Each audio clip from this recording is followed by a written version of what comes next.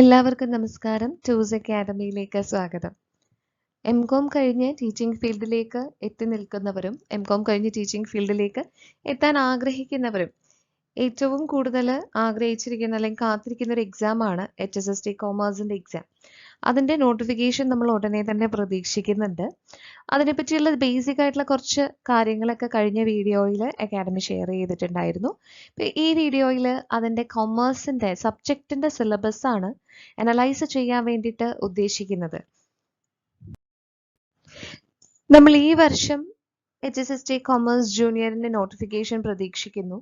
ഇതിനു മുമ്പ് എക്സാമിന്റെ നോട്ടിഫിക്കേഷൻ വന്നിരുന്നത് 2017 എക്സാം നടന്നത് 2018 ആ എക്സാമിനെ ബേസ് ചെയ്തിട്ടുള്ള ഇന്റർവ്യൂ 2020 നടന്നത്. ഇതിനെല്ലാം ബേസ് ചെയ്തിട്ട് റാങ്ക് ലിസ്റ്റ് പബ്ലിഷ് ചെയ്തിരുന്നത് 2021 അപ്പം ഈ കൊല്ലം ഏപ്രിലിൽ ആ റാങ്ക് ലിസ്റ്റ് എക്സ്പയർ ആവുകയാണ്. അപ്പം അതുകൊണ്ട് തന്നെ അത് കഴിയുന്നുടനെ അടുത്ത നോട്ടിഫിക്കേഷൻ നമ്മൾ പ്രതീക്ഷിക്കുന്നുണ്ട്. എക്സാം അടുത്ത കൊല്ലം തന്നെ ഉണ്ടാകുമെന്നും പ്രതീക്ഷിക്കുന്നുണ്ട്. അപ്പം അതിന്റെ സിലബസ് ഒന്ന് അനലൈസ് ചെയ്ത് വെക്കുകയാണെന്നുണ്ടെങ്കിൽ നമുക്ക് പഠിക്കാൻ നേരത്ത് കുറച്ചും കൂടി എളുപ്പമായിരിക്കും. ഇപ്പൊ കഴിഞ്ഞ തവണത്തെ എക്സാമിന്റെ സിലബസ് നമ്മൾ എടുത്ത് നോക്കിക്കഴിഞ്ഞാൽ ആ സിലബസ് കുറച്ച് ഷോർട്ടാണ്, അതായത് ഒരുപാട് കണ്ടന്റുകൾ അതിനകത്തില്ല. പക്ഷെ ഇപ്പൊ റീസെന്റ് നമുക്ക് വൊക്കേഷണൽ ഹയർ സെക്കൻഡറി എഡ്യൂക്കേഷൻ ബന്ധപ്പെട്ട് കൊമേഴ്സ് സീനിയർ എക്സാമിനേഷൻ കണ്ടക്ട് ചെയ്തിരുന്നു. അപ്പം അതും ഇതും സെയിം ഗ്രേഡിലുള്ള എക്സാം തന്നെയാണ്. അപ്പം അതിന്റെ സിലബസ് ആണ് മിക്കവാറും വലിയ ചേഞ്ച് ഒന്നും ഇല്ലാണ്ട് നമ്മൾ ഈ എക്സാമിനും പ്രതീക്ഷിക്കുന്നത്. അപ്പൊ കഴിഞ്ഞ എക്സാമിന്റെ സിലബസ് ഇതുമായിട്ട് കമ്പയർ ചെയ്യുമ്പോൾ ഇത്തവണത്തെ സിലബസ് ഒത്തിരി വൈഡാണ്, അതായത് ഒരുപാട് ടോപ്പിക്കുകൾ അടങ്ങുന്നതാണ് ഇത്തവണത്തെ സിലബസ്. കഴിഞ്ഞ തവണത്തെ സിലബസുമായിട്ട് കമ്പയർ ചെയ്യുമ്പോൾ അതിനെപ്പറ്റി നമുക്ക് പറഞ്ഞു വരാം. സിലബസ് പ്രകാരം നമുക്കുള്ള ടെസ്റ്റ് 100 മാർക്കിന്റെ MCQ ക്വസ്റ്റ്യൻസ് അടങ്ങുന്നതാണ്. അതിൽ 70 മാർക്കുകളും സബ്ജക്റ്റ് ഏരിയയിൽ നിന്നുള്ള ക്വസ്റ്റ്യൻസിൽ നിന്നാണ് വരുന്നത്. പിന്നീടുള്ള 30 മാർക്ക് എന്ന് പറയുന്നത് ജനറൽ നോളജ് അല്ലെങ്കിൽ ജനറൽ സബ്ജക്റ്റുകളുടെ ബേസിസിലാണ്. ഇപ്പം കൊമേഴ്സ് സിലബസുമായിട്ട് ബന്ധപ്പെട്ട് നമുക്ക് 10 മൊഡ്യൂൾസ് ആണുള്ളത്. ഓരോ മൊഡ്യൂളുകളിൽ നിന്നും 7 മാർക്കിന്റെ ചോദ്യങ്ങളാണ് പ്രതീക്ഷിക്കുന്നത്. അങ്ങനെ മൊത്തം 70 മാർക്കിന്റെ ചോദ്യങ്ങളാണ് സബ്ജക്റ്റ് ഏരിയയിൽ നിന്ന് നമ്മൾ പ്രതീക്ഷിക്കുന്നത്. ഇപ്പൊ മൊഡ്യൂൾസ് എന്ന് പറയുന്നത് ഒന്ന് research methodology and quantitative techniques, രണ്ടാമത്തെ module financial markets and services and investment management, മൂന്നാമത്തെ module portfolio management and derivatives, നാലാമത്തേത് ഇൻകം ടാക്സ് ആൻഡ് GST, അഞ്ചാമത്തേത് advanced cost accounting and management accounting, ആറാമത്തേത് corporate financial accounting and reporting, ഏഴാമത്തേത് international business and finance, എട്ടാമത്തേത് management and organizational behaviour, ഒൻപതാമത്തേത് corporate governance and business ethics, പത്താമത്തേത് financial management. ഇത്രയും modules ആണ് commerce സബ്ജക്റ്റിന്റെ ഭാഗത്ത് നിന്ന് നമ്മൾ പ്രതീക്ഷിക്കുന്നത്. ജനറൽ ഏരിയയിൽ നിന്ന് 30 മാർക്കിന്റെ ചോദ്യങ്ങളുണ്ട്. അതിനകത്ത് അടങ്ങിയിരിക്കുന്നത് ടീച്ചിങ് ആപ്റ്റിറ്റ്യൂഡും റിസർച്ച് ആപ്റ്റിറ്റ്യൂഡും ജനറൽ നോളജും ആണ്. ടീച്ചിങ് ആപ്റ്റിറ്റ്യൂഡിൽ നിന്ന് 5 മാർക്കിന്റെ ക്വസ്റ്റ്യൻസും റിസർച്ച് ആപ്റ്റിറ്റ്യൂഡിൽ നിന്ന് 5 മാർക്കിന്റെ ക്വസ്റ്റ്യൻസും കാണും.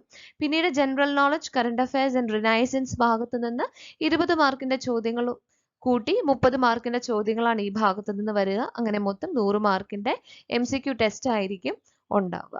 അപ്പം ഇതിന്റെ ഡീറ്റെയിൽഡ് ആയിട്ടുള്ള സിലബസ് നിങ്ങൾക്ക് വേണമെന്നുണ്ടെങ്കിൽ സ്ക്രീനിൽ കാണുന്ന ഈ ഒരു വിവരം അടിച്ചു കൊടുത്തു കഴിഞ്ഞാൽ ഗൂഗിളിൽ നിന്ന് നിങ്ങൾക്ക് കിട്ടും. അതായത് detailed syllabus for the post of NVT commerce senior, ഈ വിളിച്ചതായിട്ടുള്ള എക്സാമിന്റെ സിലബസ് ആണ് നമ്മളിപ്പോൾ ഫോളോ ചെയ്യാനായിട്ട് പോകുന്നത്.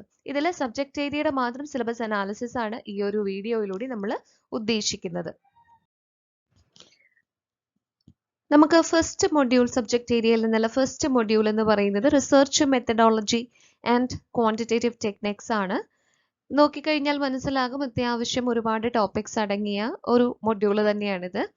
ഇതിനകത്ത് നിന്ന് തിയറി ക്വസ്റ്റ്യൻസ് ആണ് കൂടുതലും പ്രതീക്ഷിക്കുന്നത്. ഇപ്പം ഇതിനകത്ത് വന്നിരിക്കുന്ന ഏരിയാസ് എന്ന് പറയുന്നത് history of social science research, അതുപോലെ തന്നെ ടൈപ്സ് ഓഫ് റിസർച്ച്, അത് വളരെ ഇമ്പോർട്ടൻ്റ് ആയിട്ട് വരുന്ന ഒരു ടോപ്പിക്കാണ്. ടൈപ്സ് ഓഫ് റിസർച്ച് ഒരുപാട് ടൈപ്സ് ഉണ്ട്. ഡിസ്ക്രിപ്റ്റീവ്, എക്സ്പ്ലോറേറ്ററി തുടങ്ങി ഒരുപാട് ടൈപ്സ് ഓഫ് റിസർച്ചസ് ഉണ്ട്. അതെല്ലാം തന്നെ ഇമ്പോർട്ടൻ്റ് ആണ്. ഒരുപാട് MCQ വരാവുന്ന ഒരു ഏരിയ ആണത്. പിന്നെ അതേപോലെ തന്നെ റിസർച്ച് പ്രോസസ്സ് വളരെ ഇമ്പോർട്ടൻ്റ് ആയിട്ടുള്ള ഒരു ഏരിയ ആണ്. സ്കെയിലിംഗ് അതും വളരെ ഇമ്പോർട്ടൻ്റ് ആണ്. പിന്നെ reliability and validity test, types of research design, അതിനകത്ത് എക്സ്പെരിമെന്റൽ റിസർച്ച് ഡിസൈൻ കുറച്ചും കൂടി ഇമ്പോർട്ടൻ്റ് ആയിട്ട് നിൽക്കുന്നു. Cross sectional and time series research designs, അതുപോലെ ടൈപ്സ് ഓഫ് ഡേറ്റ, പിന്നെ സാമ്പിളിംഗ് റിലേറ്റഡ് ആയിട്ടുള്ള ടേംസ് ഒക്കെ വളരെ ഇമ്പോർട്ടൻ്റ് ആണ്. വേരിയബിൾസ്, റിസർച്ച് ഹൈപ്പോത്തസിസ്, അതിനകത്ത് നൾ ഹൈപ്പോത്തസിസ്, ഓൾട്ടർനേറ്റീവ് ഹൈപ്പോത്തസിസ്, അതുമായിട്ട് റിലേറ്റ് ചെയ്ത് വരുന്ന കുറച്ച് കോൺസെപ്റ്റ്സ്. പിന്നീട് വരുന്നത് ഫൈൻഡിങ്സ് റിപ്പോർട്ട് ചെയ്യുന്നതുമായിട്ട് ബന്ധപ്പെട്ട് വരുന്ന കുറച്ച് ഏരിയാസ് ആണ്. അതായത് report writing, APA MLA format, bibliography, citation, plagiarism, measures to overcome plagiarism, research എത്തിക്സിന്റെ ഒരു ഭാഗം വരുന്നുണ്ട്, പിന്നെ സൈറ്റേഷൻ. ഇത്രയുമാണ് ഇമ്പോർട്ടൻ്റ് ആയിട്ട് റിസർച്ച് മെത്തഡോളജിയുടെ ഭാഗത്ത് നിന്ന് വരുന്നതായിട്ടുള്ള ടോപ്പിക്സ്. അടുത്തത് ക്വാണ്ടിറ്റേറ്റീവ് ടെക്നിക്സിന്റെ ഭാഗത്ത് നിന്ന് വരുന്നതായിട്ടുള്ള ടോപ്പിക്സ് എന്ന് പറയുന്നത് econometrics, methodology of econometrics, econometric models, ordinary least squares, normality of distributions, normality tests, linear relationship of variables. ഈ പറഞ്ഞ ടോപ്പിക്കുകളെല്ലാം കഴിഞ്ഞ തവണത്തെ സിലബസിന് പുറമെ പുതിയതായിട്ട് ആഡ് ചെയ്തതായിട്ടുള്ള കുറച്ച് ഏരിയാസ് ആണ്. Econometrics, methodology of econometrics, econometric models, ordinary least squares, normality of distributions, normality tests, linear relationship of variables, ഇതെല്ലാം പുതിയതായിട്ട് ഇൻട്രൊഡ്യൂസ് ചെയ്ത ടോപ്പിക്കുകളാണ്. പിന്നീട് വരുന്നത് പഴയ ടോപ്പിക്കിലുള്ളത് തന്നെ പാരാമെട്രിക് ആൻഡ് നോൺ പാരാമെട്രിക് ടെസ്റ്റുകളുണ്ട്, ഫാക്ടർ അനാലിസിസ്, പിന്നെ ഡേറ്റ അനാലിസിസ് ഉണ്ട്, statistical tools, univariate, bivariate and multivariate analysis, measures of central tendency, സ്റ്റാറ്റിസ്റ്റിക്സിന്റെ ഭാഗത്തു നിന്ന് വരുന്ന ഏരിയ. അപ്പം ഇത്രയുമാണ് ക്വാണ്ടിറ്റേറ്റീവ് ടെക്നിക്സിൽ നിന്ന് പ്രധാനമായിട്ടും വരുന്നതായിട്ടുള്ള ഏരിയാസ്. അപ്പം പുതിയതായിട്ട് ചേർത്തതായിട്ടുള്ള ഏരിയാസ് ഞാൻ പറഞ്ഞു. പിന്നെ കഴിഞ്ഞ തവണത്തെ സിലബസിൽ നിന്നും ഒഴിവാക്കിയ കുറച്ച് ടോപ്പിക്സ് ഉണ്ട്. അതായത് പ്രോബബിലിറ്റി അനാലിസിസ് പ്രത്യേകം എടുത്തു പറയുന്നില്ല. അതുപോലെ network analysis, PERT, CPM, operations research, linear programming, ഇത്രയും ഏരിയാസ് ഇത്തവണത്തെ സിലബസിൽ നിന്ന് ഒഴിവാക്കിയതായിട്ടും കാണുന്നു. ഇനി ഫൈനൽ സിലബസ് വരുമ്പോൾ വീണ്ടും അത് ആഡ് ചെയ്ത് വരുമോ എന്ന് നമുക്കറിയില്ല. എങ്കിലും കഴിഞ്ഞ തവണത്തെ സിലബസിൽ നിന്ന് വ്യത്യസ്തമായിട്ട് ഇതിൽ അത് എടുത്തു മാറ്റിയതായിട്ടാണ് കാണപ്പെടുന്നത്. സോ ദി നെക്സ്റ്റ് മൊഡ്യൂൾ എന്ന് പറയുന്നത് module 2 financial markets and services and investment management ആണ്. 7 മാർക്കിന്റെ ക്വസ്റ്റ്യൻസ് ആണ് ഈ ഒരു മൊഡ്യൂളിൽ നിന്നും വരുന്നത്. എല്ലാ മൊഡ്യൂളിൽ നിന്നും 7 മാർക്കിന്റെ ക്വസ്റ്റ്യൻസ് ആണ് വരുന്നത്. അപ്പോൾ നമ്മൾ മനസ്സിലാക്കേണ്ട ഒരു കാര്യമുണ്ട്, എല്ലാ മൊഡ്യൂളിനും ഈക്വൽ ഇമ്പോർട്ടൻസ് കൊടുത്തു വേണം പഠിച്ചു തുടങ്ങാൻ, അല്ലേ? അപ്പോൾ ഫിനാൻഷ്യൽ മാർക്കറ്റ്സ് ആൻഡ് സർവീസിനെ കുറിച്ച് പറയുമ്പോൾ അതിനകത്ത് ഉൾപ്പെട്ടിട്ടുള്ള സിലബസ് നമുക്ക് കാണുമ്പോഴറിയാം കുറച്ച് പോർഷൻസേ ഉള്ളൂ. അതായത് തൊട്ട് മുമ്പത്തെ മൊഡ്യൂളിനെ അപേക്ഷിച്ച് കുറച്ച് പോർഷൻസേ ഉള്ളൂ എന്ന് തോന്നും. പക്ഷെ അത്യാവശ്യം വൈഡ് ഏരിയാസ് ആണ് ഉൾപ്പെടുത്തിയിട്ടുള്ളത്, അല്ലേ? അപ്പോൾ ഇന്ത്യൻ ഫിനാൻഷ്യൽ സിസ്റ്റം എന്ന് പറയുമ്പോൾ അതിൽ തന്നെ ഉൾപ്പെടുന്ന capital market, money market, stock exchange, അതുപോലെ ടൈപ്പ് ഓഫ് ഫിനാൻഷ്യൽ സർവീസസിനകത്ത് ഉൾപ്പെടുന്ന capital market service, money market services, intermediaries and role of SEBI, depository system, online trading, insider trading, fund based services, free based services, dimensions of ഇൻവെസ്റ്റ്മെന്റിനകത്ത് corporate and personal investment, various investment avenues, components of personal ഫിനാൻസിനകത്ത് financial literacy, behaviour finance, theories, rationality in decisions, theories of modern finance and behavioral finance, behavioral bias on financial decision making, ways to overcome bias of financial modeling. അപ്പോൾ നമ്മുടെ degree level മുതൽ PG level വരെയുള്ള syllabus നിന്നുമാണ് ഈ ഒരു module 2 ഉൾപ്പെടുത്തിയിട്ടുള്ളത്. അപ്പോൾ Indian financial system എന്നൊക്കെ പറയുന്നത് നമ്മുടെ ഡിഗ്രി ലെവലിൽ കോമൺ ആയിട്ട് പഠിച്ചു പോകുന്ന പോർഷൻസ് ആണ്. അതുപോലെ സെബി ആണെങ്കിലും അതേപോലെ ഡെപ്പോസിറ്ററി സിസ്റ്റം ആണെങ്കിലും. എന്നാൽ ബിഹേവിയർ ഫിനാൻസ് എന്നൊക്കെ പറയുന്നത് നമ്മളൊരു PG ലെവലിൽ പഠിക്കുന്ന കാര്യങ്ങളാണ്. അപ്പോൾ അഡ്വാൻസ്ഡ് ആയിട്ടുള്ള കാര്യങ്ങളുമുണ്ട്. ബേസ് ലെവൽ മുതൽ അഡ്വാൻസ്ഡ് ആയിട്ടുള്ള കാര്യങ്ങൾ വരെ ഉൾപ്പെടുത്തിയിട്ടുള്ള ഒരു മൊഡ്യൂളാണ് മൊഡ്യൂൾ 2 എന്ന് പറയുന്നത്. അപ്പോൾ ഇമ്പോർട്ടൻ്റ് ആയിട്ട് ക്വസ്റ്റ്യൻസ് നമുക്ക് എക്സ്പെക്ട് ചെയ്യാൻ പറ്റുന്ന പോർഷൻസ് എന്ന് പറയുന്നത് ഇന്ത്യൻ ഫിനാൻഷ്യൽ സിസ്റ്റത്തിൽ നിന്ന് ഉറപ്പായിട്ടും വരും. അതായത് ക്യാപിറ്റൽ മാർക്കറ്റ് ആണെങ്കിലും മണി മാർക്കറ്റ് ആണെങ്കിലും ഓൺലൈൻ ട്രേഡിങ്, ഇൻസൈഡർ ട്രേഡിങ്, അതെല്ലാം തന്നെ വരാം. അതുപോലെ ഇനി ബിഹേവിയർ ഫിനാൻസിൽ നിന്നും ബിഹേവിയർ തിയറീസ്, അതുപോലെ ഡിസിഷൻസ്, അതേപോലെ behaviour bias on financial decision making, ഈ പറയുന്ന കാര്യങ്ങളൊക്കെ അല്പം ഇമ്പോർട്ടൻ്റ് ആയിട്ടുള്ള കാര്യങ്ങളാണ്, അല്ലേ? അപ്പോൾ ഈ ഒരു module 2 financial markets and service and investment മാനേജ്മെന്റിനകത്ത് നമ്മുടെ ഡിഗ്രി ലെവൽ മുതൽ PG ലെവൽ വരെയുള്ള കാര്യങ്ങൾ ഉൾപ്പെടുത്തിക്കൊണ്ടുള്ള ഒരു മൊഡ്യൂളാണ്. നമ്മളുടെ നെക്സ്റ്റ് ഒരു യൂണിറ്റ് എന്ന് പറയുന്നത് പോർട്ട്ഫോളിയോ മാനേജ്മെന്റ് ആൻഡ് ഡെറിവേറ്റീവ്സ് ആണ്. അപ്പം നമ്മൾക്ക് കഴിഞ്ഞ തവണത്തെ സിലബസ് പരിശോധിക്കുകയാണെങ്കിൽ നമുക്ക് management information system, security analysis and portfolio management ആയിരുന്നു. അപ്പം ഇത്തവണ നമ്മൾക്ക് മാനേജ്മെന്റ് ഇൻഫർമേഷൻ സിസ്റ്റം എന്ന് പറയുന്ന ആ ഒരു ടോപ്പിക് മൊത്തത്തിൽ എടുത്ത് മാറ്റിയിട്ടുണ്ട്. പകരം ഡെറിവേറ്റീവ്സ് ഇൻക്ലൂഡ് ചെയ്തിട്ടുണ്ട്. പോർട്ട്ഫോളിയോ മാനേജ്മെന്റ് കുറച്ച് ഡീറ്റെയിൽഡ് ആയിട്ട് കവർ ചെയ്യേണ്ടതായിട്ടുമുണ്ട്. ഇപ്പൊ പോർട്ട്ഫോളിയോ എന്ന് പറഞ്ഞാൽ നമ്മൾ ഇൻവെസ്റ്റ് ചെയ്യുന്ന സെക്യൂരിറ്റീസിനെ എല്ലാം കൂടെ ഗ്രൂപ്പിനെയാണ് നമ്മൾ പോർട്ട്ഫോളിയോ എന്നുള്ളത് കൊണ്ട് ഉദ്ദേശിക്കുന്നത്. അപ്പം അതുമായിട്ട് ബന്ധപ്പെട്ട് വരുന്ന എല്ലാ ഇമ്പോർട്ടൻ്റ് ആയിട്ടുള്ള കോൺസെപ്റ്റ്സും കുറച്ച് അഡ്വാൻസ്ഡ് ആയിട്ടുള്ള രീതിയിൽ തന്നെ കവർ ചെയ്യേണ്ട ആവശ്യകത ഈ ഒരു മൊഡ്യൂളിലുണ്ട്. അതായത് പോർട്ട്ഫോളിയോ എന്താണ്, സെക്യൂരിറ്റി എന്താണ്, സെക്യൂരിറ്റി അനാലിസിസ് എന്താണ്, ഫണ്ടമെന്റൽ അനാലിസിസ്, ടെക്നിക്കൽ അനാലിസിസ്, പിന്നെ പോർട്ട്ഫോളിയോ മാനേജ്മെന്റുമായിട്ട് ബന്ധപ്പെട്ട് വരുന്ന മോഡൽസും തിയറീസും എല്ലാം തന്നെ കവർ ചെയ്യുന്ന ഒരു ടോപ്പിക് ആണിത്. അതായത് capital market theory, CAPM capital asset pricing model, മാർക്കോവിറ്റ്സിന്റെ പോർട്ട്ഫോളിയോ തിയറി, അതിന്റെ കൺസ്ട്രക്ഷൻ പ്രോസസ്സ്, ഷാർപ്പേഡ് മോഡൽ, അതേപോലെ തന്നെ factor model, arbitrage pricing theory, പിന്നെ കുറച്ച് ഡിഫറെൻ്റ് ആയിട്ട് നിൽക്കുന്നത് പോർട്ട്ഫോളിയോയുടെ റിസ്ക് റിവിഷൻ ഇവാലുവേഷൻ. ഇങ്ങനെ പോർട്ട്ഫോളിയോ മാനേജ്മെന്റുമായിട്ട് ബന്ധപ്പെട്ട് വരുന്ന എല്ലാ കോൺസെപ്റ്റ്സും തിയറീസും മോഡൽസും കൺസ്ട്രക്ഷൻ ക്രൈറ്റീരിയയും എല്ലാം അടങ്ങുന്ന ഒരു മൊഡ്യൂളാണ് പോർട്ട്ഫോളിയോ മാനേജ്മെന്റ് ആൻഡ് ഡെറിവേറ്റീവ്സ്. അതിനകത്ത് പോർട്ട്ഫോളിയോ മാനേജ്മെന്റിന് മാത്രം ടോപ്പിക്. ഇനി ഡെറിവേറ്റീവ്സിലേക്ക് വന്നു കഴിയുമ്പോൾ അതിൻ്റെയും ഡീറ്റെയിൽഡ് ആയിട്ടുള്ള ഒരുപാട് കാര്യങ്ങൾ ഇതിനകത്ത് പഠിക്കേണ്ടതായിട്ടുണ്ട്.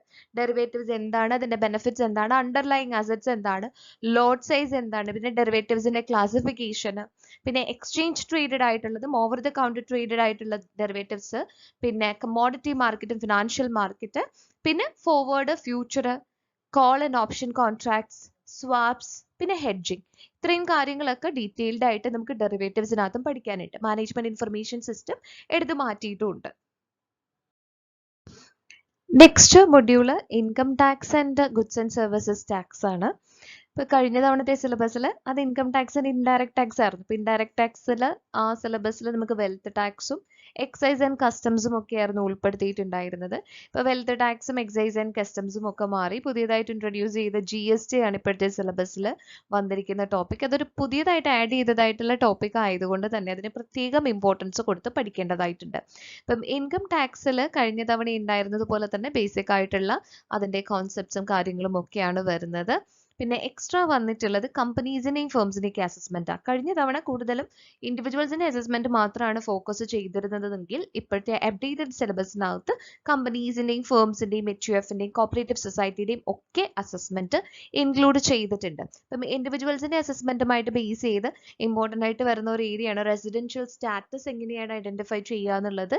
പിന്നീട് എക്സംപ്റ്റഡ് ഇൻകംസ്, പിന്നെ 5 ഹെഡ്സ് ഓഫ് ഇൻകം, അത് വളരെ ഇമ്പോർട്ടൻ്റ് ആണ്. Income from salary, income from house property, profit and gains of business and profession. അതിനകത്ത് തന്നെ ഡിപ്രീസിയേഷന്റെ കാൽക്കുലേഷൻ വളരെ ഇമ്പോർട്ടൻ്റ് ആണ്. Capital gains, income from other sources, ഇതിന്റെയൊക്കെ കമ്പ്യൂട്ടേഷൻ, പിന്നെ ഗ്രോസ് ടോട്ടൽ ഇൻകത്തിന്റെയും ടോട്ടൽ ഇൻകത്തിന്റെയും കമ്പ്യൂട്ടേഷൻ വരുന്നുണ്ട്. അലവബിൾ ആയിട്ടുള്ള deductions, set of in carry forwards. ഇത് കൂടാതെ tax planning, tax management, tax evasion, ഈ ടോപ്പിക്സ് എല്ലാം അടങ്ങുന്നതാണ് ഇൻകം ടാക്സിന്റെ ഏരിയ. പിന്നെ ഞാൻ പറഞ്ഞല്ലോ എക്സ്ട്രാ ആയിട്ട് നമ്മൾ നോക്കേണ്ടത് കമ്പനീസിന്റെയും ഫേംസിന്റെയും കോപ്പറേറ്റീവ് സൊസൈറ്റിയുടെയും HUFന്റെയും അസസ്മെന്റ് ആണ്. പിന്നെ ഗുഡ്സ് ആൻഡ് സർവീസസ് ടാക്സ് പുതിയതായിട്ട് ആഡ് ചെയ്ത ഏരിയ ആയതുകൊണ്ട് തന്നെ കൂടുതൽ ഫോക്കസ് ചെയ്ത് പഠിക്കുക. അതിനകത്ത് GST എന്താണ്, അതിന്റെ ഹിസ്റ്ററി, ഇവല്യൂഷൻ ആൻഡ് സ്റ്റേജസ്, അതിനകത്ത് തന്നെ GST ബില്ലും ഉൾപ്പെടുന്നുണ്ട്. GST കൗൺസിൽ, അതിന്റെ ഫങ്ഷൻസ്, പിന്നെ GSTയുടെ ബെനിഫിറ്റ്സും ചാലഞ്ചസും, പിന്നെ സബ്സംഷൻ ഓഫ് ടാക്സസ് അതിനകത്ത് വരുന്നുണ്ട്. പിന്നെ GSTയുടെ പാർട്സ്, അതായത് SGST, UTGST, CGST, IGST. പിന്നെ GSTയുടെ കമ്പ്യൂട്ടേഷൻ വരുന്നുണ്ട്.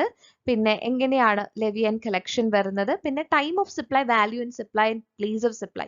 ഇത് വളരെ ഇമ്പോർട്ടൻ്റ് ആയിട്ട് വരുന്ന ഒരു ഏരിയ ആണ് കേട്ടോ. പിന്നെ ഇൻപുട്ട് ടാക്സ് ക്രെഡിറ്റിന്റെ കാൽക്കുലേഷൻ. ഇത്രയും കാര്യങ്ങളാണ് ഗുഡ്സ് ആൻഡ് സർവീസസ് ടാക്സിനകത്ത് ഉൾപ്പെടുത്തിയിട്ടുള്ളത്. Module 5 advanced cost and management accounting 7 മാർക്കിന്റെ ക്വസ്റ്റ്യൻസ് ആണ് ഈ ഒരു ഏരിയയിൽ നിന്നും വരുന്നത്. തിയറിക്കും പ്രോബ്ലത്തിനും ഈക്വൽ ഇമ്പോർട്ടൻസ് കൊടുത്ത് പഠിക്കേണ്ട ഒരു മൊഡ്യൂളാണ് മൊഡ്യൂൾ 5 എന്ന് പറയുന്നത്. അതായത് തിയറി ഏരിയാസും പ്രോബ്ലം ഏരിയാസും അത്യാവശ്യം വരുന്ന പോർഷനാണ്. അതുകൊണ്ട് കുറച്ച് ഇമ്പോർട്ടൻസ് കൊടുത്ത് തന്നെ പഠിക്കേണ്ട ഒരു മൊഡ്യൂളാണ് മൊഡ്യൂൾ 5 എന്ന് പറയുന്നത്. അപ്പോൾ മൊഡ്യൂൾ 5 ഇപ്പോൾ പ്രോബ്ലം ഏരിയാസ് എന്ന് പറയുവാണെങ്കിൽ അവിടെ വരാൻ സാധ്യതയുള്ളതായിട്ടുള്ള പോർഷൻസ് എന്ന് പറയുന്നത് material labour overhead and marginal costing അല്ലേ. അപ്പോൾ മെറ്റീരിയൽ ലേബർ ഓവർഹെഡ്സിൽ നിന്ന് നമുക്ക് പ്രോബ്ലം വരാൻ സാധ്യതയുണ്ട്. ഇപ്പോൾ ലേബർ ടേൺ ഓവർ റേഷ്യോ, അതുപോലെ മെറ്റീരിയൽ കോസ്റ്റ്, ഇതെല്ലാം തന്നെ നമുക്ക് പ്രോബ്ലമായിട്ടും തിയറി ആയിട്ടും വരാൻ സാധ്യതയുള്ളതാണ്. ഇനി മാർജിനൽ കോസ്റ്റിംഗ് എന്ന് പറയുന്നതിനകത്ത് role of marginal costing in decision making ആണ് തന്നിരിക്കുന്നത്. അതായത് മാർജിനൽ കോസ്റ്റിംഗിനെ അടിസ്ഥാനപ്പെടുത്തിയിട്ടുള്ള ഡിസിഷൻ മേക്കിങ്ങുകളാണ്. അതിലെ എല്ലാ ഡിസിഷൻസും അത്യാവശ്യം സിലബസിൽ പറയുന്നുണ്ട്. ഇനി വരുന്ന മറ്റൊരു കാര്യം എന്ന് പറയുന്നത് പ്രോസസ് കോസ്റ്റിംഗ് ആണ്. അപ്പോൾ പ്രോസസ് കോസ്റ്റിംഗും അതിന്റെ ആപ്ലിക്കേഷൻസുമാണ് തന്നിരിക്കുന്നത്. അപ്പോൾ പ്രോസസ് കോസ്റ്റിങ്ങിനകത്ത് അത്യാവശ്യം പ്രോബ്ലംസ് വരാൻ സാധ്യതയുള്ളതാണ്. അതുപോലെ വരുന്ന മറ്റൊരു ഏരിയ എന്ന് പറയുന്നത് standard costing and variance analysis ആണ്. അപ്പോൾ സ്റ്റാൻഡേർഡ് കോസ്റ്റിംഗ് ആൻഡ് വേരിയൻസ് അനാലിസിസും പ്രോബ്ലവും തിയറിയും വരാൻ സാധ്യതയുള്ളതാണ്. അപ്പോൾ വേരിയൻസ് അനാലിസിസിനകത്തും മെറ്റീരിയലിനകത്തും ലേബർ വേരിയൻസ് അനാലിസിസും എല്ലാം തന്നെ നമ്മൾ പഠിച്ചു പോകേണ്ട പോർഷൻസ് ആണ്. പിന്നീട് വന്നിട്ട് uniform costing and transfer pricing applications, അതുപോലെ പ്രൈസിംഗ് മെത്തേഡ്സ്, ഇതെല്ലാം തന്നെ തിയറി ആയിട്ട് വരാൻ സാധ്യതയുള്ളതാണ്. ഇനി വരാൻ പോകുന്ന പ്രോബ്ലം ഇമ്പോർട്ടൻസ് കൊടുത്ത് പഠിക്കേണ്ടത് വേരിയബിൾ കോസ്റ്റ്, അതുപോലെ കോസ്റ്റ് വോളിയം പ്രോഫിറ്റ് അനാലിസിസ്, അതുപോലെ PV ratio, profit volume ratio, break even point calculations, ഇതെല്ലാം തന്നെ 100% പ്രോബ്ലം ഓറിയന്റഡ് ആയിട്ടുള്ള പോർഷൻസ് ആണ്. പിന്നീട് വരുന്ന പോർഷൻസ് എന്ന് പറയുന്നത് പ്രൈസിംഗ് സ്ട്രാറ്റജീസ് ആണ്. Skimming and penetration pricing strategies ഒക്കെയാണ് വരുന്നത്. അതുപോലെ കോസ്റ്റ് അക്കൗണ്ടിംഗ് സ്റ്റാൻഡേർഡ്സ്, അതായത് നമ്മുടെ ഫിനാൻഷ്യൽ അക്കൗണ്ടിംഗ് സ്റ്റാൻഡേർഡ്സ് പോലെ തന്നെ കോസ്റ്റ് അക്കൗണ്ടിംഗ് സ്റ്റാൻഡേർഡ്സും പഠിച്ചു പോകേണ്ട ഒന്ന് തന്നെയാണ്. പിന്നീട് വരുന്നത് revenue management concepts, EPM enterprise performance management, അതുപോലെ concepts of better decision, business intelligence, strategic map, driver cost budgeting, customer relationship management, CRM, അതുപോലെ ERP enterprise resource planning, activity based costing, total productivity management, ഇതെല്ലാം തന്നെ theory portions focus ചെയ്തുകൊണ്ടുള്ളതാണ്. അതുപോലെ Pareto analysis, theory of constraints, meaning practical applications of Pareto analysis, അതുപോലെ just in time, online manufacturing, steps implementation, features, merits and demerits, role of GIT in elimination of waste, increasing profitability, project life cycling costing. അപ്പോൾ ഇവിടെ എല്ലാം തന്നെ വളരെ ഡീപ്പായിട്ടുള്ള portions ആണ് വരുന്നത്. ഇപ്പം JIT, ഇപ്പോൾ ഒരു സിമ്പിൾ ടോപ്പിക് എടുക്കുകയാണ്, ജസ്റ്റ് ഇൻ ടൈം ആണ്. അപ്പോൾ ജസ്റ്റ് ഇൻ ടൈമിനെ കുറിച്ച് തന്നെ അതിൻ്റെ ഇംപ്ലിമെന്റേഷനും ഫീച്ചേഴ്സും മെറിറ്റ്സും ഡിമെറിറ്റ്സും എല്ലാം വരുന്നുണ്ട്. അപ്പം ഒരു ചെറിയ ടോപ്പിക്കിന്റെ അങ്ങേ ഡീപ്പ് ലെവൽ വരെ വരുന്ന രീതിയിലാണ് സിലബസ് കൺസ്ട്രക്ട് ചെയ്തിരിക്കുന്നത്. അപ്പോൾ അത്യാവശ്യം സീരിയസ് ആയിട്ട് പഠിക്കേണ്ട ഒരു പോർഷനാണ് മൊഡ്യൂൾ 5 എന്ന് പറയുന്നത്. മൊഡ്യൂൾ 6 വന്നിട്ട് corporate financial accounting and reporting ആണ്. 7 മാർക്ക് ക്വസ്റ്റ്യൻസ് തന്നെയാണ് ഈ ഒരു മൊഡ്യൂളിൽ നിന്നും വരുന്നത്. അപ്പം അക്കൗണ്ടിംഗ് വരുന്നുണ്ട്, അതുപോലെ കോർപ്പറേറ്റ് അക്കൗണ്ടിങ്ങും വരുന്നുണ്ട്. ഇതിൽ accounting principles and accounting standards. അപ്പോൾ ഏതൊരു കോമ്പറ്റേറ്റീവ് എക്സാം എടുത്താലും അക്കൗണ്ടിംഗ് സ്റ്റാൻഡേർഡ്സ് എന്ന് പറയുന്നത് അത്യാവശ്യം ഇമ്പോർട്ടൻസ് ഉള്ള ഒരു പോർഷൻ തന്നെയാണ്. നമുക്ക് 100% ക്വസ്റ്റ്യൻ എക്സ്പെക്ട് ചെയ്യാവുന്ന ഒരു പോർഷനാണ് അക്കൗണ്ടിംഗ് സ്റ്റാൻഡേർഡ്സിൽ നിന്നുള്ളത്. അതായത് ഇപ്പോൾ അക്കൗണ്ടിംഗ് സ്റ്റാൻഡേർഡ്സ് എന്ന് പറയുമ്പോൾ ഓരോ വർഷവും മാറ്റങ്ങൾ വരാം അല്ലേ. അപ്പോൾ ആ മാറ്റങ്ങൾ വരുന്നത് കൂടി അറിഞ്ഞു വെച്ചെങ്കിൽ നമുക്കൊരു കോമ്പറ്റേറ്റീവ് എക്സാമിൽ വിൻ ചെയ്യാൻ സാധിക്കുകയുള്ളൂ. അതേപോലെ IFRS, international financial reporting standard, അതുപോലെ ഇന്ത്യൻ അക്കൗണ്ടിംഗ് സ്റ്റാൻഡേർഡ്സ് എപ്പോഴും പഠിക്കുമ്പോൾ നമ്മൾ കമ്പയർ ചെയ്ത് വേണം പഠിക്കാൻ. അതായത് ഇന്ത്യൻ അക്കൗണ്ടിംഗ് സ്റ്റാൻഡേർഡ്സും ഇന്റർനാഷണൽ ഫിനാൻഷ്യൽ റിപ്പോർട്ടിംഗ് സ്റ്റാൻഡേർഡ്സും തമ്മിൽ ഡിഫറൻസ് ഉണ്ടായിരിക്കും അല്ലേ. അപ്പോൾ ആ ഡിഫറൻസ് അറിഞ്ഞു തന്നെ വേണം പഠിക്കാൻ. പിന്നീട് വരുന്നത് insurance claims and investment accounts, holding companies, preparation of consolidated balance sheet, amalgamation, type of amalgamation, calculation of purchase consideration, methods of accounting for amalgamation, accounting for mergers, acquisition and റീകൺസ്ട്രക്ഷനകത്ത് ഇന്റേണലും എക്സ്റ്റേണലും ഉൾപ്പെടുന്നുണ്ട്. അതുപോലെ accounting for liquidation of companies, ഇതെല്ലാം തന്നെ corporate അക്കൗണ്ടിങ്ങിൽ നിന്ന് വരാൻ സാധ്യതയുള്ള പോർഷൻസ് ആണ്.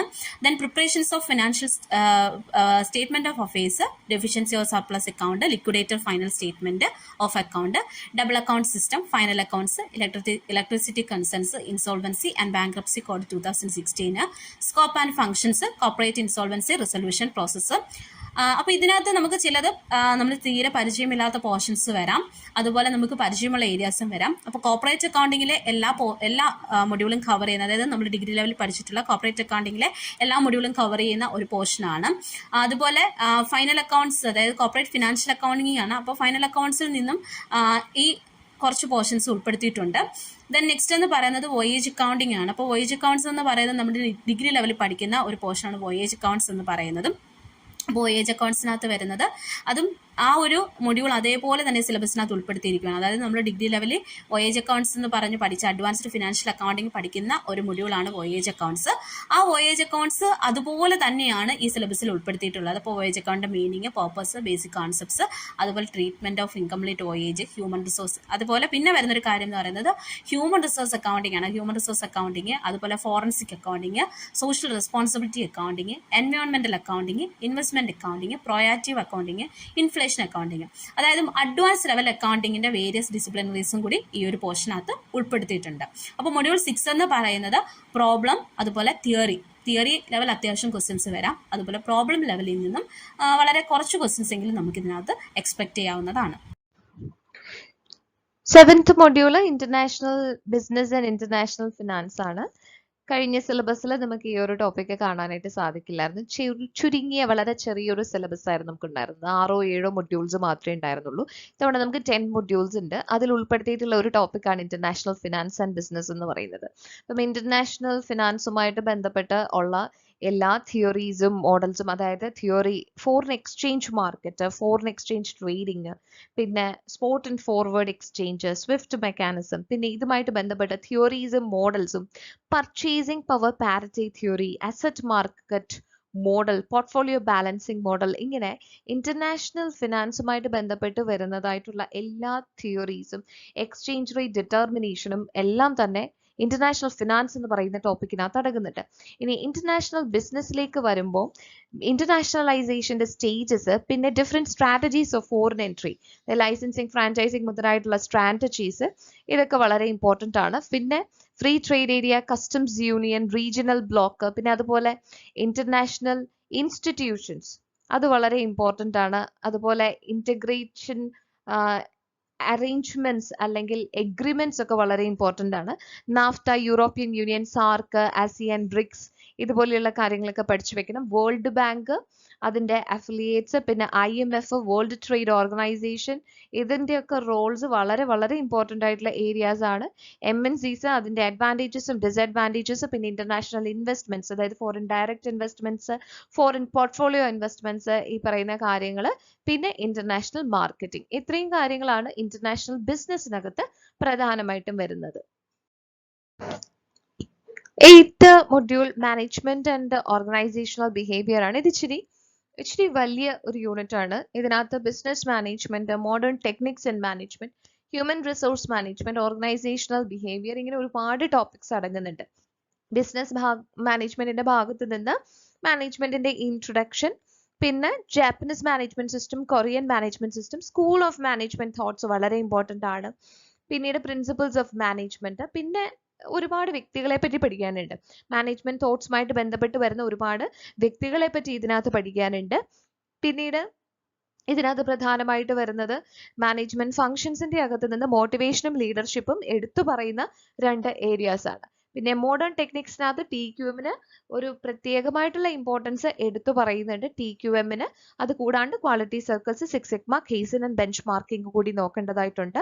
ഹ്യൂമൻ റിസോഴ്സ് മാനേജ്മെന്റിൽ നിന്ന് അതിന്റെ സ്റ്റേജസ്, പിന്നെ അതുപോലെ recruitment, training, quality of work life balance, പിന്നെ job analysis, job description, job specification, job evaluation തുടങ്ങിയ കുറെ ടേംസ് പഠിച്ചു വെക്കേണ്ടതായിട്ടുണ്ട്. ഓർഗനൈസേഷണൽ ബിഹേവിയറിൽ നമ്മൾ ആ ഒരു ഭാഗത്ത് നിന്ന് പ്രത്യേകമായിട്ട് നോക്കുമ്പോൾ അതിനകത്ത് organisational behaviour, organisational development, change management, group dynamics, പിന്നെ അതുപോലെ സൈക്കോളജി റിലേറ്റഡ് ആയിട്ട് പേഴ്സണാലിറ്റി, ആറ്റിറ്റ്യൂഡ്, ബിഹേവിയർ, ഇതുമായിട്ടൊക്കെ ബന്ധപ്പെട്ട ലേണിംഗ് തിയറീസ്, ഇങ്ങനെയുള്ള കുറെ കാര്യങ്ങൾ ഈ ഭാഗത്ത് നിന്ന് പഠിച്ചു വെക്കേണ്ടതായിട്ടുണ്ട്. മൊഡ്യൂൾ 9 വന്നിട്ട് corporate governance and business ethics ആണ്. 7 മാർക്ക് ക്വസ്റ്റ്യൻസിന്റെ പോർഷൻസ് ആണ്. Corporate governance and business ethics purely theory based ആയിട്ടുള്ള ഒരു മൊഡ്യൂൾ ആണ്. അപ്പോൾ തിയറിറ്റിക്കൽ ആയിട്ടുള്ള ക്വസ്റ്റ്യൻസ് ആണ് ഈ ഒരു ഏരിയയിൽ നിന്നും വരുന്നത്.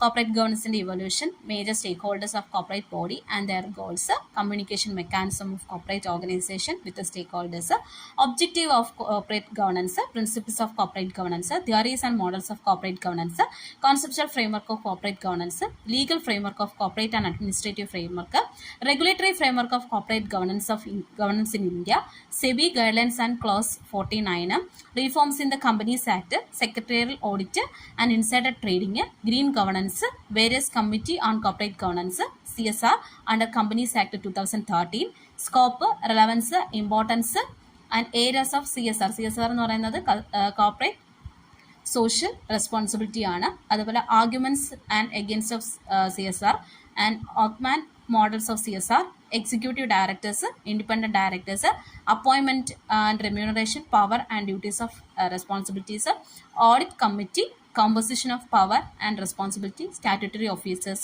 duties and board committees, responsibility and power of board of meetings, whistleblowing and corporate governance, role of ethics in business, laws and ethics, ethics and values, important ethical principles in business and social audit. അപ്പോൾ corporate governance and business എത്തിക്സിനകത്ത് ഇതിൽ corporate ഗവർണൻസിൽ നിന്നും portions ഉൾപ്പെടുത്തിയിട്ടുണ്ട്, അതുപോലെ business എത്തിക്സിൽ നിന്നും portions ഉൾപ്പെടുത്തിയിട്ടുണ്ട്, അതുകൂടാതെ company അഡ്മിനിസ്ട്രേഷനിൽ നിന്നും പോർഷൻസിനകത്ത് ഉൾപ്പെടുത്തിയിട്ടുണ്ട്. അപ്പം ഈ 3 പോർഷൻസും ഉൾപ്പെടുത്തിക്കൊണ്ടുള്ള ഒരു സിലബസ് ആണ് മൊഡ്യൂൾ 9 എന്ന് പറയുന്നത്. അപ്പോൾ തിയറി ലെവലിലുള്ള ക്വസ്റ്റ്യൻസ് ആണ് വരുന്നത്. ഡിഗ്രി ലെവൽ ടെക്സ്റ്റിനെ ആസ്പദമാക്കിയിട്ടുള്ള മൊഡ്യൂളാണ് മൊഡ്യൂൾ 9 എന്ന് പറയുന്നത്. Module 10 financial management. അപ്പോൾ കൊമേഴ്സ് എക്സാംസ് അറ്റൻഡ് ചെയ്യുന്ന നിങ്ങൾക്ക് ഓരോരുത്തർക്കും അറിയാം, ഫിനാൻഷ്യൽ മാനേജ്മെൻറ്റ് എന്ന് പറയുന്നത് വളരെ കോമൺ ആയിട്ടുള്ളൊരു ടോപ്പിക്കാണ്. അതായത് ഏതൊരു കൊമേഴ്സ് റിലേറ്റഡ് കോമ്പറ്റേറ്റീവ് എക്സാം ആണെങ്കിലും അതുപോലെ ഡിപ്പാർട്ട്മെൻറ്റ് ടെസ്റ്റുകൾ PSC കണ്ടക്ട് ചെയ്യുന്ന ഡിപ്പാർട്ട്മെൻറ്റ് ടെസ്റ്റിലും ഫിനാൻഷ്യൽ മാനേജ്മെൻറ്റിൽ നിന്നും എല്ലാ തവണയും നമുക്ക് പോർഷൻസ് ഉൾപ്പെടുത്തിയിട്ടുള്ള ക്വസ്റ്റ്യൻസ് കാണാൻ സാധിക്കും. അപ്പോൾ ഫിനാൻഷ്യൽ മാനേജ്മെൻറ്റിൽ സെറ്റ് എക്സാമിനാണെങ്കിലും അതുപോലെ നെറ്റ് എക്സാമിനാണെങ്കിലും വളരെ കോമൺ ആയിട്ട് ചോദിക്കുന്ന ചില ടോപ്പിക്സുകളുണ്ട്. ആ ടോപ്പിക്സുകൾ തന്നെയാണ് ഈ ഒരു മൊഡ്യൂളിനകത്തും ഭാഗമായിട്ടുള്ളത്.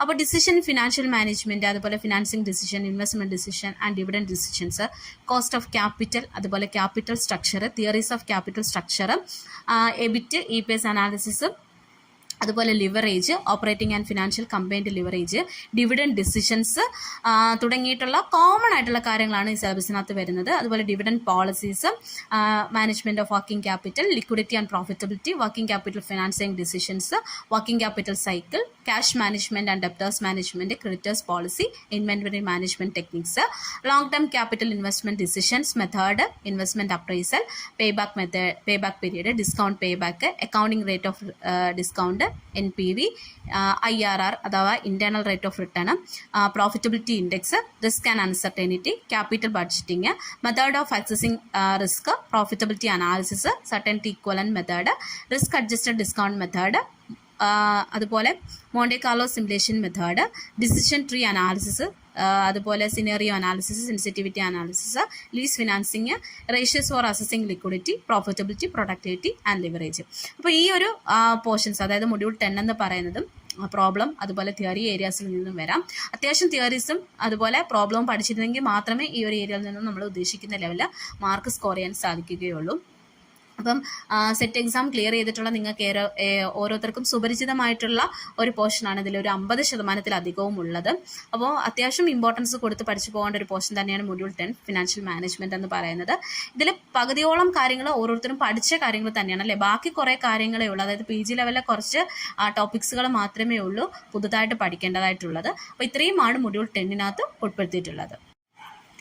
HSST കൊമേഴ്സ് നോട്ടിഫിക്കേഷൻ ഉടനെ തന്നെ വരാൻ സാധ്യതയുണ്ട്. ബാക്കിയുള്ള എല്ലാ സബ്ജക്ട്സിൻ്റെയും HSST നോട്ടിഫിക്കേഷൻ വന്നിട്ടുണ്ട്. അപ്പോൾ ഇനി കൊമേഴ്സിൻ്റെത് ഈ ഒരു വർഷം തന്നെ നമുക്ക് എക്സ്പെക്റ്റ് ചെയ്യാവുന്നതാണ്. അപ്പോൾ നിങ്ങൾ ഓരോരുത്തരും കരുതുന്നത് നോട്ടിഫിക്കേഷൻ വരട്ടെ അതിനുശേഷം പഠിച്ചു തുടങ്ങാമെന്നാണ്. പക്ഷേ അങ്ങനെ ചിന്തിക്കരുത്. കാരണം നോട്ടിഫിക്കേഷൻ ഉടനെ തന്നെ വരും. പക്ഷെ നോട്ടിഫിക്കേഷൻ വന്നതിന് ശേഷം പഠിക്കാനിരിക്കുകയാണെങ്കിൽ ഈ സിലബസ് നിങ്ങൾക്ക് അത്രത്തോളം കവർ ചെയ്യാൻ സാധിക്കുകയില്ല. കാരണം അത്യാവശ്യം വളരെ ഡീപ്പായിട്ടുള്ള സിലബസ് ആണ്. നല്ല രീതിയിൽ ആഴ്ന്നിറങ്ങി പഠിച്ചെങ്കിൽ മാത്രമേ നമുക്ക് ഈ ഒരു എക്സാം ക്ലിയർ ചെയ്യാൻ സാധിക്കുകയുള്ളൂ. അപ്പോൾ ബേസ് ലെവൽ മുതൽ അങ്ങ് അഡ്വാൻസ് ലെവൽ വരെയുള്ള പോർഷൻസ് ഉൾപ്പെടുന്ന ഒരു സിലബസ് ആയതുകൊണ്ട് തന്നെ നോട്ടിഫിക്കേഷൻ വരുന്നതിന് മുമ്പ് തന്നെ നിങ്ങൾ പഠനം തുടങ്ങേണ്ടതാണ്. പ്രത്യേകിച്ചും ഈ ഒരു വെക്കേഷൻ ടൈം പീരീഡിൽ നിങ്ങൾക്ക് അതിനായിട്ടുള്ള സഫീഷ്യൻ്റ് ആയിട്ടുള്ള ടൈം ഉണ്ട്. അപ്പോൾ ഈ ഒരു ടൈമിൽ തന്നെ നിങ്ങൾ HSSTയുടെ പഠനം ആരംഭിക്കുകയാണെങ്കിൽ നോട്ടിഫിക്കേഷൻ വന്നതിന് ശേഷം അതൊന്നുകൂടി ബൂസ്റ്റ് ചെയ്ത് കഴിഞ്ഞാൽ എക്സാം ഈസി ആയിട്ട് ക്ലിയർ ചെയ്യാൻ സാധിക്കുന്നതാണ്. അപ്പോൾ don't wait, start right now. അതായത് ഇപ്പം തന്നെ നിങ്ങൾ എന്ത് ചെയ്യുക, പഠിച്ചു തുടങ്ങുക. അപ്പോൾ നിങ്ങൾക്ക് HSST കൊമേഴ്സിൻ്റെ കോച്ചിങ്ങിന് ജോയിൻ ചെയ്യാൻ താല്പര്യമുണ്ടെങ്കിൽ ടോസ് അക്കാഡമിയുടെ ഒഫീഷ്യൽ നമ്പർ തന്നിട്ടുണ്ട്. ആ നമ്പറിലേക്ക് വിളിക്കാം, അല്ലെങ്കിൽ വാട്സപ്പ് ചെയ്യാം. കഴിഞ്ഞ HSST എക്സാമുകൾക്ക്, അതായത് കഴിഞ്ഞ ബാക്കിയുള്ള സബ്ജക്ട്സിൻ്റെ HSST എക്സാമുകൾക്ക് ഒരുപാട് വിന്നേഴ്സിനെ സമ്മാനിച്ച ഒരു അക്കാഡമിയാണ് ടോസ് അക്കാഡമി എന്ന് പറയുന്നത്. അതുപോലെ സെറ്റ് എക്സാമിൻ്റെ കാര്യത്തിലാണെങ്കിലും ബാക്കിയുള്ള കോമ്പറ്റേറ്റീവ് എക്സാംസിലാണെങ്കിലും കേരളത്തിൽ അത്യാവശ്യം റിസൾട്ട് പ്രൊഡ്യൂസ് ചെയ്യുന്ന ഒരു സ്ഥാപനമാണ്. അതുകൊണ്ട് തന്നെ നിങ്ങൾക്ക് വിശ്വസിച്ച് ഈ ഒരു സ്ഥാപനത്തിൽ ജോയിൻ ചെയ്യാവുന്നതാണ്. അപ്പോൾ ഇനിയും നിങ്ങൾ ജോയിൻ ചെയ്യാൻ ആഗ്രഹിക്കുന്നു എന്നുണ്ടെങ്കിൽ നിങ്ങൾ ഈ തന്നിരിക്കുന്ന നമ്പറിലേക്ക് വിളിക്കുക, അല്ലെങ്കിൽ വാട്സപ്പ് മെസ്സേജ് അയയ്ക്കുക. All the very best.